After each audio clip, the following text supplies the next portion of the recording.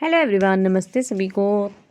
Welcome to my new video. आप सभी का मेरे घर में आज मेरे मायके में स्वागत है। मैं मायके पहुंच चुकी हूं और आपको पता ही है, जब लड़कियां मायके पहुंच जाती है तो उसकी बोलचाल में ही कुछ और ही लिहाज आ जाता है। क्योंकि वो अपने मायके की शेरनी होती है। और मायके पहुंचकर आपको पता ही, मैं तो ससुराल की भी हूँ, ऐसी बात नहीं है, पर मायके जाकर कुछ और ही बात आ जाती है, कुछ और ही लिहाज आ जाता है। तो मैंने थोड़ी थोड़ी वीडियो बनाई, ज़्यादा तो नहीं बना पाई क्योंकि थोड़ा लेट भी हो गई थी और थोड़ा-सा काम भी घर पे बहुत ज़्यादा था जो कंप्लीट करके जाना था।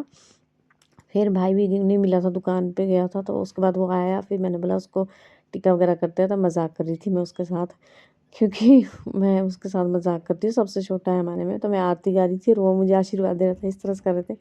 तो मम्मी बोलते तुम लोग बूढ़े हो रहे हो लेकिन तुम लोगों को फिर भी अक्ल नहीं। मैं कहा कोई बात नहीं, अब ऐसे चलता है भाई, भाई बहनों में प्यार। तो ये सिस्टर, छोटी वाली सिस्टर, बड़ी वाली सिस्टर की तरफ से जो जो गिफ्ट थी, और मेरी गिफ्ट, मैंने तीनों उनको तो उसको दे दी, क्योंकि दोनों सिस्टर नहीं आई थी। क्योंकि उनको कुछ काम पड़ गया था, तो वो रक्षाबंधन पे आई थी। तो और जिसको जैसे टाइम लगता है वैसे हम एक दूसरे के साथ कर लेते हैं। भी चल तू चली आएगी तो तू कर लियो। तो बस इसी तरह से होता है रक्षाबंधन, भाई दूज हम इसी तरह से मनाते हैं। फिर मेरे हस्बैंड और भाभी लग गए थे। भाभी ने मेरे हस्बैंड को बनाया है धर्म का भाई, और फिर भाभी और मेरे हस्बैंड जी ने किया एक दूसरे को टीका व गिफ्ट गुफ्ट जो भी देते हैं वो सारा इस तरह में की।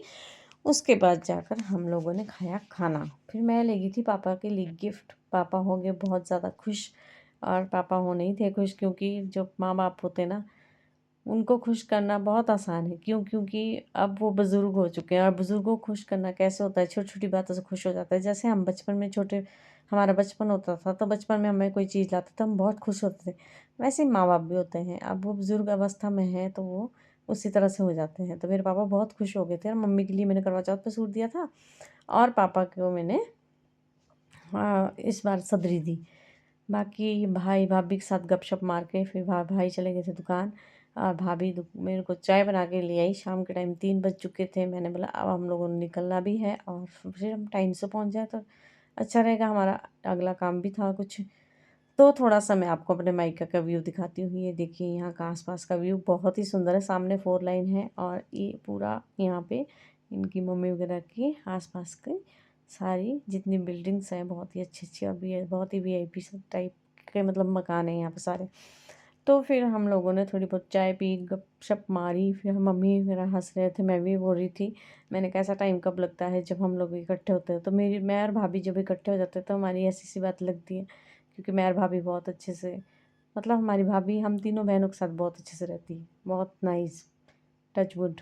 तो गाइज, अब बस इसी तरह से हम वापसी निकल गए, और वापसी निकलने से क्या हुआ रास्ते में, ये देखिए कि इतनी तेज़ बारिश कि हम लोग बहुत ज़्यादा भीग गए थे। मैं और हस्बैंड जी पूरी तरह से भीग चुके थे। और एक रेन शेटर में हम रुके, घर के आसपास ही था, मतलब 5-7 किलोमीटर रह गया था घर के लिए। तो रेन शेटर में रुके हमने, फिर वहाँ जुगाड़ कर दिया आग का, क्योंकि हमारे हाथ पैर ठंडे हो गए थे बहुत ज़्यादा। मैंने हस्बैंड जी को बोला, मैंने कहा आप यहाँ दुकान है वहाँ से माचिस लेकर आओ, फिर आग जलाते हैं। इतने तेज़ ओले पड़ रहे थे कि पूछिए मत। ओले, ये देखो गाड़ी के ऊपर कितने सारे पड़े हैं। तो आपने वीडियो भी देख ली होगी, वैसे तो मैंने डाल दी है, लेकिन अभी इसमें भी डाल दी है। तो हमारी धनों में खड़ी थी, यहाँ बारिश में भीग रही थी। हम लोग भी बहुत पूरी तरह से भीग गए थे, लेकिन पूरा दिन अच्छा निकला।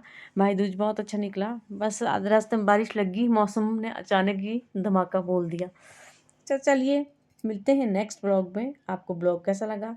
हम लोगों ने हाथ सेके, ये देखिए हमने आग जलाई, जैसे फिल्मों में होता है, कहीं रुकना पड़ता है। फिर आग जलाई हम लोगों ने। तो हमने माचिस ली थी दुकान से। ऐसी बात नहीं, हमारे पास नहीं थी माचिस, लेकिन हमने दुकान से ली थी। और फिर फिल्मों में दिखाते थे ऐसे जी, वो आग जलाते हैं, फलाना करते हैं। तो उसी तरह से हमारे साथ भी हुआ। तो बारिश बहुत तेज़ हो रही थी, और शिमला में बहुत ठंड हो गई है। आपके वहाँ कैसा मौसम है बताइएगा ज़रूर। चलिए मिलते हैं नेक्स्ट ब्लॉग में। Bye bye, good night, take care. Blog कैसा लगा बताइएगा ज़रूर। Bye bye.